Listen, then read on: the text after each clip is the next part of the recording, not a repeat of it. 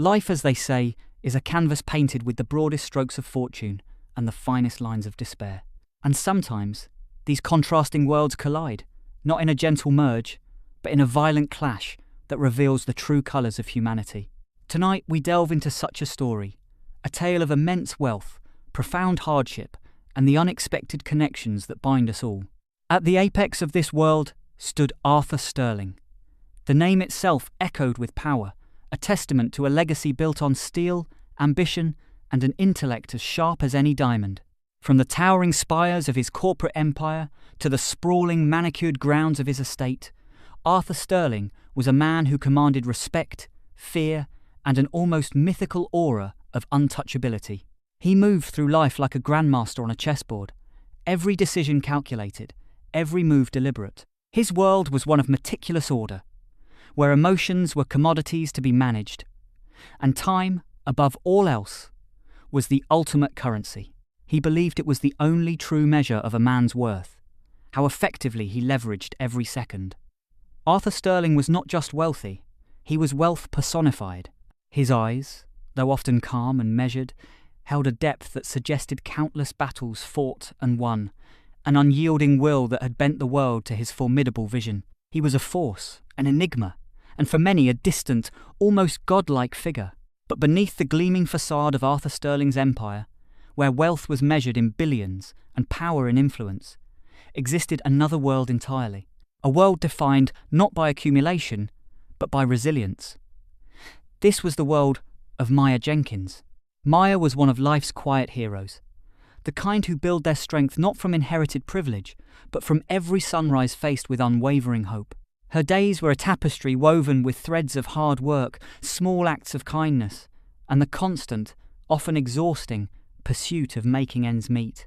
She possessed a spirit that refused to be broken, an inner light that flickered brightly even in the darkest corners of despair. Maya was a nanny, a role she approached with a boundless wellspring of compassion and an unwavering sense of duty. She often repeated her personal mantra, a quiet affirmation that carried her through the toughest times. There's always a way, even when it's hard. This wasn't naive optimism, it was a deeply ingrained belief, forged in the fires of personal struggle, that every obstacle, no matter how daunting, concealed a path forward. Her hands, though calloused from years of toil, were gentle. Her voice, though soft-spoken, carried the weight of genuine empathy. She was a beacon of warmth in a cold world, a nurturing presence to those entrusted to her care. The two worlds, Arthur's and Maya's, intersected within the hallowed, opulent halls of the Sterling estate. Here Maya found herself working as the nanny for Arthur's beloved granddaughter, Lily. Lily was the daughter of Arthur's only child, Sophia Hayes. Sophia, initially, was everything one might expect from the scion of such a formidable dynasty. Confident, well-spoken, and accustomed to a life of refined comfort. She moved with an air of sophisticated grace, a product of the best education and an upbringing that had shielded her from the harsh realities Maya knew intimately. Sophia, like her father, was observant, but her observations had, until now, largely been confined to the gilded cage of her own existence. She saw Maya as a competent, kind, and trustworthy employee, a necessary component in the smooth operation of their grand household. She appreciated Maya's dedication to Lily, her warmth and patience, but the true depth of Maya's character, and indeed her own, was yet to be fully revealed. For months, Maya had been the sun in Lily's sky, a steady, comforting presence who filled the grand, often impersonal estate with laughter and warmth. She read stories, baked cookies, and transformed the vast gardens into magical kingdoms for the imaginative young girl. Lily adored Maya, a bond that transcended the employer-employee dynamic and blossomed into genuine affection. Arthur, though rarely interacting directly with Maya, observed her efficiency, her quiet dignity, and the profound positive impact she had on his granddaughter. He noted her professionalism, her unwavering calm, even when Lily was at her most boisterous. He saw her as an asset, a cog in the well-oiled machine of his privileged existence. But the machine of life, even the most meticulously engineered, is prone to unexpected disruptions. And Arthur Sterling, despite his vast control, was about to discover that some forces defy calculation, and some lessons can only be learned through the most painful and unexpected means. The storm had been brewing for days, both literally and metaphorically. The atmosphere within the Sterling estate had grown heavy, charged with an unspoken tension. Arthur Sterling had been unusually preoccupied, locked away in his study for hours, a palpable intensity radiating from behind the closed oak doors. Sophia, his daughter, moved with a subtle anxiety, sensing the shift in her father's mood. And Maya, ever attuned to the emotional currents of the house, felt an unfamiliar chill in the air, a premonition she couldn't quite shake. The catalyst arrived on a Tuesday, a day that began with a soft, promising sunrise, only to descend into a maelstrom of accusations and despair. Young Lily, with the boundless creativity of childhood, had spent the morning drawing a vibrant picture for Maya. It was a clumsy, heartfelt rendition of Maya, Lily, and their imaginary pet dragon surrounded by flowers. Wanting to keep it a secret until just the right moment, Lily had carefully folded the drawing and tucked it inside a book she knew Maya often read to her. An ancient, leather-bound edition of classic fairy tales, a cherished family heirloom that usually resided in Arthur's study. Later that afternoon, a frantic cry echoed through the quiet halls. It was Mr. Davies, Arthur's long-standing, impeccably formal chief of staff. He stood in the study, his face pale, holding the antique book. "Mr. Sterling!" he exclaimed, his voice laced with alarm. The Sterling ruby. It's gone. And look, this was inside the fairy tale book." He presented Lily's drawing, crudely folded, stained with what appeared to be chocolate. The book was found open on the floor. Miss Lily was with Maya Jenkins all morning. Arthur Sterling entered the room, his eyes scanning the scene. He saw the open book, the childlike drawing, and the obvious empty space in the display case where the Sterling ruby, a small but historically significant family heirloom, usually rested. His mind, always racing ahead, connected the dots with chilling speed. He knew Lily adored Maya. He knew Maya spent all her time with Lily. He knew the ruby was gone. His inherent distrust, a protective shield honed by years of cutthroat business, immediately painted a damning picture. A valuable heirloom, a nanny in close proximity, a child's drawing found in a forbidden book. It was, to him, a clear case of negligence, perhaps even opportunistic theft. His strategic brain, usually a tool for building, now became a weapon for swift, decisive judgment. He didn't need further proof. His decision was made with brutal efficiency. The sky outside had opened up, a torrential downpour mirroring the sudden storm that erupted within Maya's heart. Arthur's voice, calm and cutting, sliced through the air like ice. "Maya Jenkins," he began, standing before her in the grand foyer, his posture rigid, his eyes devoid of warmth. Sophia stood a few paces behind him, her face a mask of shock and confusion, her gaze darting between her father and Maya. "It has come to my attention that an item of considerable value is missing from my study. Coincidentally, evidence has been found linking its disappearance to an item under your care. The details are deeply troubling."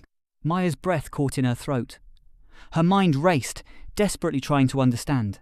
"Mr. Sterling? I don't understand. I love Lily. I would never betray your trust." Her soft voice trembled, but her eyes held genuine bewilderment, not guilt. Arthur raised a hand, silencing her. "Time is the ultimate currency, Maya. And I have no time for speculation or excuses when my family's security and reputation are at stake. Regardless of your intent, a breach of trust has occurred under your watch. The Sterling estate requires a level of discretion and integrity that, I regret to say, you have failed to uphold." He paused, his gaze hardening. "Your services are no longer required. You will gather your belongings and leave immediately." Sophia stepped forward, a gasp escaping her lips. "Father, wait! Are you certain? Maya has always been so good with Lily. There must be a mistake." Arthur merely turned his head slightly, his eyes boring into Sophia's. "The matter is closed, Sophia. There are no mistakes in my household that go unaddressed." His tone left no room for argument. Maya stood frozen, the words echoing in her ears, each one a hammer blow to her spirit. Fired, accused, banished. For a crime she didn't commit, for a situation she couldn't grasp. The storm outside raged, its fury reflecting the tempest inside her. She looked at Sophia, a silent plea in her eyes, But Sophia, caught between her father's unyielding will and her own developing sense of justice, could only offer a look of helpless sympathy.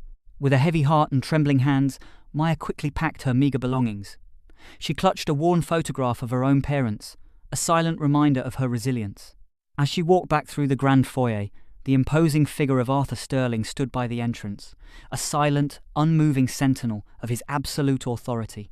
She opened the heavy oak doors, and the world outside swallowed her whole. The rain lashed down, relentless and unforgiving, soaking her thin jacket instantly. It plastered her hair to her face, blurring her vision with tears that mingled with the cold droplets. The vast, manicured lawns, usually a symbol of peaceful luxury, now seemed to stretch endlessly before her, a desolate wilderness. Each step she took away from the opulent warmth of the Sterling estate was a step deeper into the biting wind and chilling rain, deeper into an unknown future. Homeless, jobless, and wrongfully accused, Maya Jenkins was cast out into the merciless storm, her once hopeful spirit threatening to buckle under the immense weight of injustice. But even as the rain washed over her, chilling her to the bone, a faint whisper of her mantra struggled to surface. There's always a way, even when it's hard.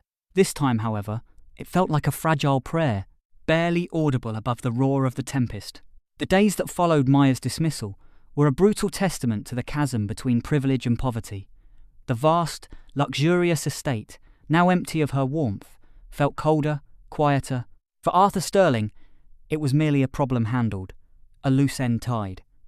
He returned to his empire, his meticulous schedules, and his calculated strategies. Yet, even Arthur, in his moments of quiet reflection, found himself glancing at Lily, who had become unusually withdrawn, her bright laughter replaced by a sombre silence. He attributed it to the adjustment, a minor inconvenience in the grand scheme. His mind, ever analytical, sought logical explanations, dismissing any twinge of unease as irrelevant. He believed his judgment was infallible, his actions justified. But Arthur wasn't entirely oblivious. Through his vast network of resources, he had discreetly initiated a surveillance on Maya. Not out of concern, he told himself, but to ensure she wasn't a genuine threat, to confirm his decision was sound. He saw the reports. Maya sleeping on park benches, struggling to find temporary work, her face gaunt, but her resolve unbroken. He observed her quiet dignity, even in destitution. He noted her constant efforts, her refusal to succumb to despair. A resilience that, despite himself, he recognized and, in a strange way, respected. He saw her trying to share her last meagre meal with a homeless dog. He saw her offer her last few coins to a street musician.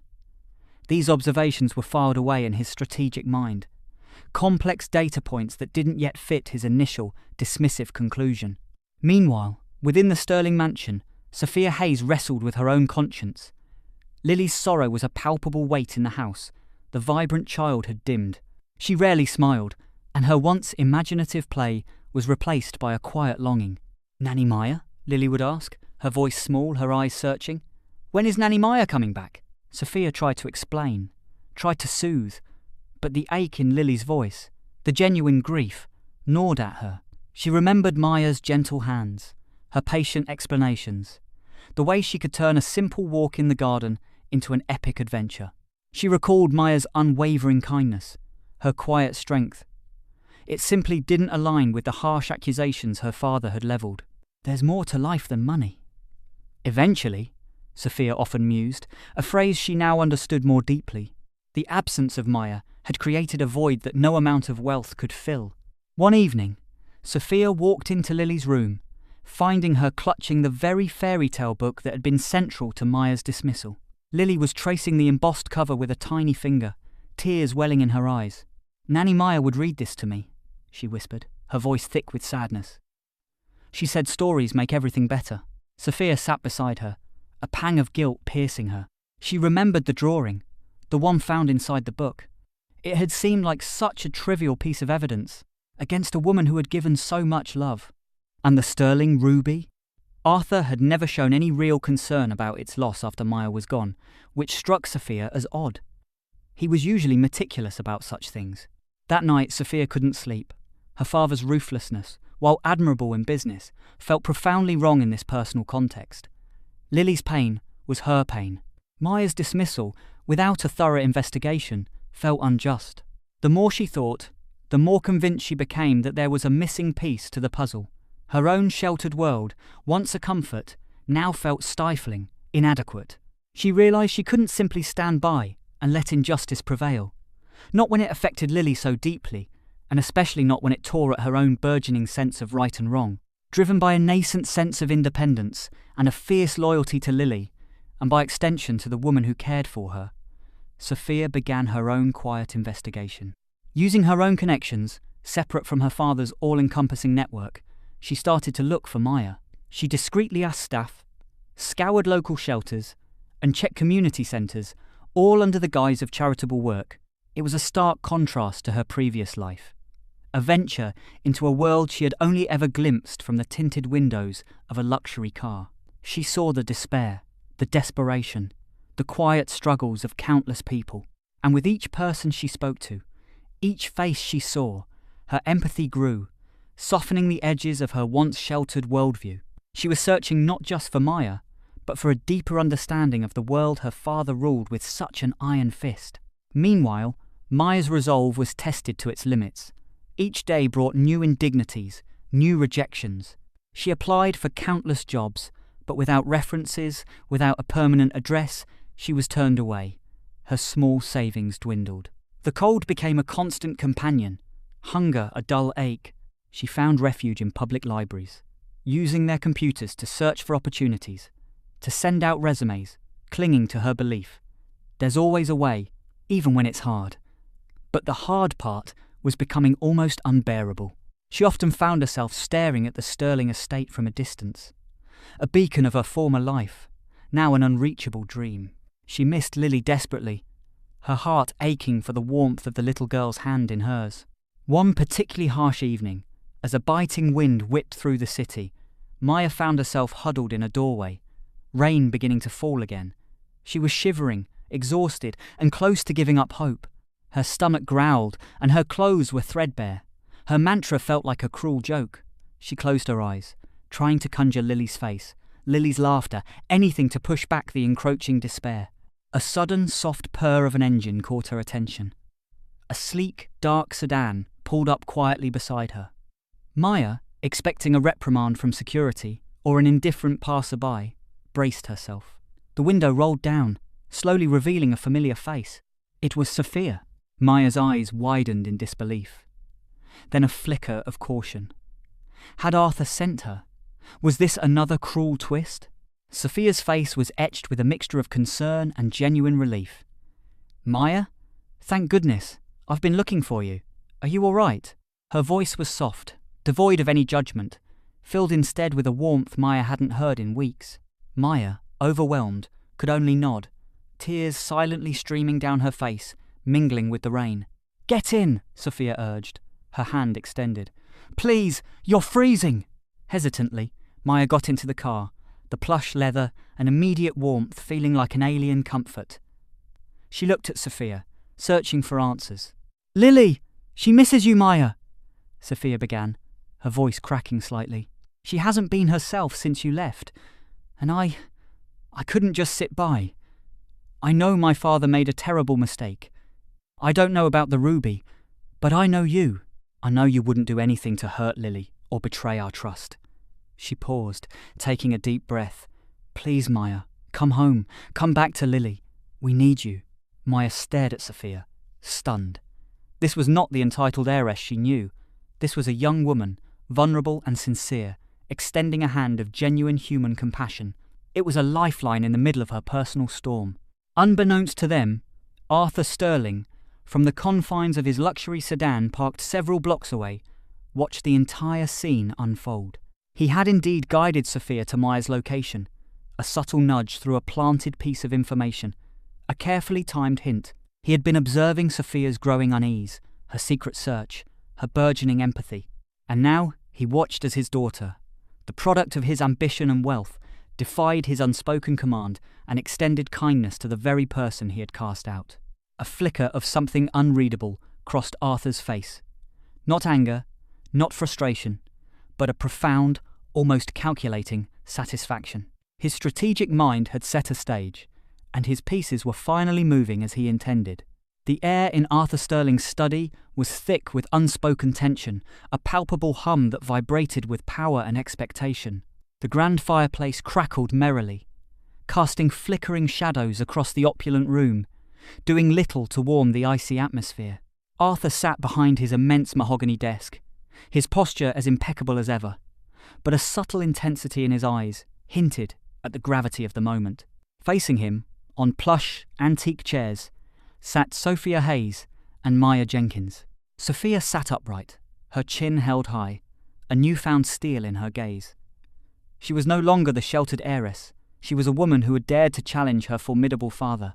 Maya, though still weary from her ordeal, emanated a quiet strength. Her eyes fixed on Arthur, a mixture of apprehension and unwavering integrity. "Sophia," Arthur's voice cut through the silence, calm and measured, yet with an underlying current of authority. "You have brought Maya Jenkins back to this estate, a woman I explicitly dismissed. You acted against my judgment, against my directive. Explain yourself." Sophia met his gaze, unflinching. "Father, I couldn't stand by and watch Lily suffer, and watch an innocent woman be cast out. Maya is not a thief, and she is not negligent. Her kindness, her dedication to Lily, it's irrefutable. You judged her too quickly, based on circumstantial evidence that I now believe was flawed." Arthur leaned back, a faint, almost imperceptible smile playing on his lips. "Flawed, you say?" The sterling ruby, a family heirloom, disappeared. Lily's drawing, found in a forbidden book, and Maya Jenkins, the only person with access to both. What, pray tell, is flawed about that? "The flaw, father," Sophia retorted, her voice gaining strength, "is in your conclusion. You didn't investigate. You simply condemned. Lily misses Maya terribly. She is heartbroken. My own heart has been heavy, witnessing her sorrow and knowing the injustice Maya faced. There's more to life than money, father, or even strategic advantage. There's humanity, there's compassion, and Maya embodies that more than anyone I've ever met." She paused, her voice softening slightly. "I truly believe she is innocent, and I believe you were wrong."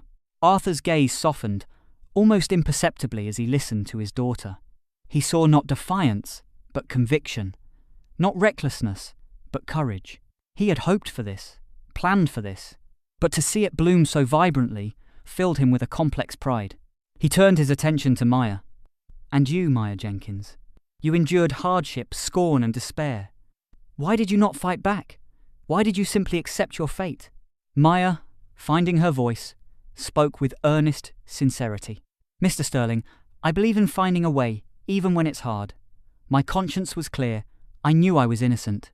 I simply hoped that the truth would eventually reveal itself.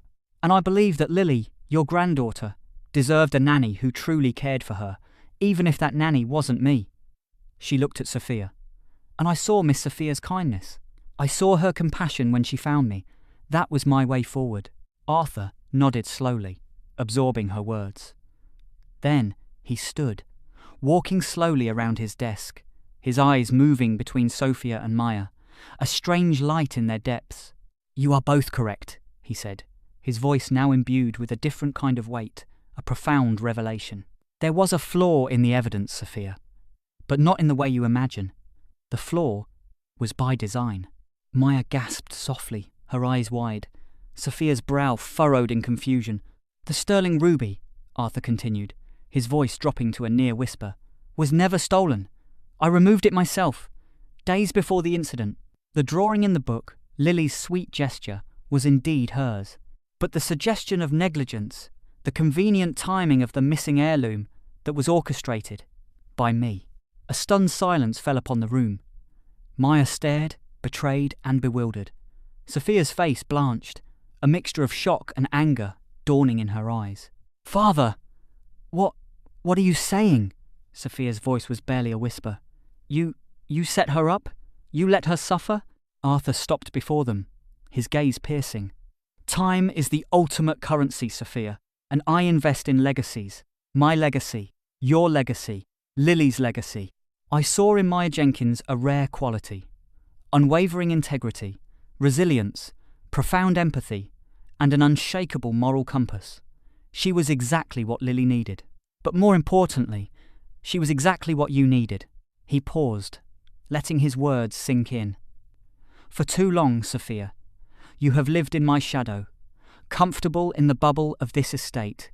I needed to know if you possessed the fortitude, the independent thought, the genuine compassion to lead, not just by birthright, but by character. I needed to see if you would look beyond the surface, if you would act against my direct orders, if you would stand up for what you believed was right, even when it was difficult, even when it meant defying me. Arthur ignored the ringing phone, his focus entirely on his daughter and Maya. I placed Maya in a situation of extreme hardship. It was a cruel test, I admit. And for that, Maya, I offer my sincerest apologies for the pain I inflicted. But I needed to create an environment where you, Sophia, would be forced to make a choice. Would you remain complacent, accepting my judgment, or would you seek the truth, act on your own conscience, and extend a hand of genuine human kindness? He looked at Sophia, a flicker of pride in his eyes. You chose well, Sophia. You passed the test. You sought out Maya. You defied me. You showed the courage and compassion required to truly lead, not just a company, but a family, a community. You showed me that my legacy, through you, will be built not just on wealth, but on true humanity. Sophia was speechless, reeling from the revelation. The manipulation was breathtaking, almost cruel, yet the underlying intention, the faith her father had placed in her, was equally profound. She looked at Maya, an apology in her eyes. Maya, though hurt by the deceit, saw the larger picture. The man who had once seemed so cold, so distant, had orchestrated a painful, elaborate test that had pushed her to her limits, but ultimately revealed the best in his daughter. Her own mantra, "There's always a way, even when it's hard," had proven true, albeit in a way she could never have foreseen. She had found her way back, not just to a job, but to a deeper understanding of human nature, even Arthur Sterling's complex one. "I am sorry, Maya," Arthur repeated, his voice surprisingly genuine, a rare crack in his formidable exterior. "My methods were extreme, but my intentions were to forge a better future for all of us. And for that, I am grateful for your resilience, your grace under pressure, and the lesson you have, unknowingly, taught my family." The climax wasn't just about the reveal, it was about the shattering of illusions, the confrontation of painful truths, and the unexpected forging of new understanding between three people from vastly different worlds. The revelations hung in the air, a mixture of raw emotion and profound understanding. Maya, despite the initial shock and the pain of the deception, looked at Arthur Sterling with a new lens. He was still the cunning, strategic billionaire, but beneath the layers of calculated ambition, there was a man driven by a desire for a legacy far more meaningful than mere wealth. He sought to cultivate character, to foster integrity, to ensure his bloodline carried more than just his name, but his values. Arthur, seeing the quiet dignity in Maya's gaze, offered a formal, sincere apology. "Maya," he began, his voice devoid of its usual detached tone, "I deeply regret the hardship I put you through. It was an extreme measure, but one I believe necessary for Sophia's growth. I cannot undo the suffering, but I can offer restitution. I would like to formally reinstate you, not merely as Lily's nanny, but as head of child development and education for the Sterling Foundation. A position of significant influence and resources, one that would allow you to implement your compassionate approach on a much broader scale, and of course, a substantial compensation for your ordeal." Maya considered his offer. Her initial instinct was to refuse, to walk away from the man who had caused her so much pain. But then she looked at Sophia, whose eyes shone with earnest hope and genuine remorse. She thought of Lily, whose happiness was her greatest reward, and she thought of her own mantra, "There's always a way, even when it's hard." This was a way, a path not just for herself, but for countless other children. "Mr. Sterling," Maya said, her voice soft but firm, "I accept your apology and your offer, but on one condition. The Sterling Foundation, under my guidance, will prioritize projects that directly support underprivileged children, providing them with the same opportunities for care, education, and compassion that Lily receives. And I want to work closely with Sophia on this." Arthur Sterling's lips curved into a genuine smile, a rare sight that transformed his stern features. "Consider it done, Maya," Your integrity is your greatest asset. It is precisely what the Foundation needs. Sophia, witnessing Maya's strength and her father's surprising humility, felt a profound shift within herself. The sheltered heiress was gone, replaced by a woman with a clear sense of purpose.